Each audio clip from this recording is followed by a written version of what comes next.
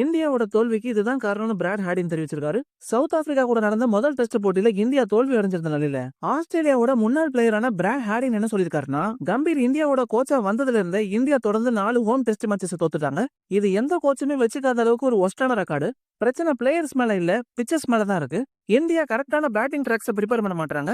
ஏன்னா இந்தியால world class பேட்ஸ்மேன்கள் இருக்காங்க. ஆனா அவங்களை இந்த மாதிரி பிச்சர்ஸ் தான் பெரிய ஸ்கோர் அடிக்க விடாம டாமினேட் பண்ண விடாம தருது. இப்போதைக்கு பிளான் ரொம்பவே சிம்பிள். எந்த டீமோட ஸ்பின்னர் சீக்கிரம் விக்கெட்ஸ் எடுக்கிறாங்களோ அந்த டீம் தான் ஜெயிக்க போகுது.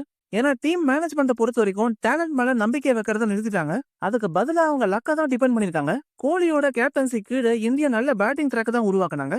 இதனால நிறைய ஸ்கோர்களை அடிச்சு ஆப்போனன்ட் டீம் மேல பிரஷரை போட்டு கேமை கண்ட்ரோல் பண்ண முடிஞ்சது. ஆனா இப்பெல்லாம் பிச்சு தான் அதோட வேலையை பாக்குது. ஒரு ஆர்டினரி ஸ்பின்னர் கூட இப்ப வேர்ல்ட் கிளாஸ் பவுலர் மாதிரி தெரியுறாரு.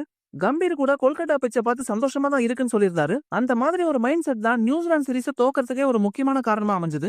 இதனால இந்தியா வெறும் ஸ்பின் ஃப்ரெண்ட்லி லக்க மட்டும் டிபெண்ட் பண்ணி போகாம ரியல் டெஸ்ட் கிரிக்கெட்டை மறுபடியும் விளையாட ஆரம்பிக்கணும். இல்லனா இந்தியாவால எந்த சீரிஸையுமே ஜெயிக்க முடியாதுன்னு பிராட் ஹார்டின் தெரிவிச்சிருக்காரு. மக்களே, பிராட் ஹார்டின் சொல்றது கரெக்ட் நினைக்கிறீங்கன்னு கமெண்ட் செக்ஷன்ல சொல்லுங்க. அப்படியே நம்ம வீடியோஸ் பிடிச்சிருந்தா லைக்கும் சப்ஸ்கிரைபும் பண்ணி சப்போர்ட் பண்ணுங்க.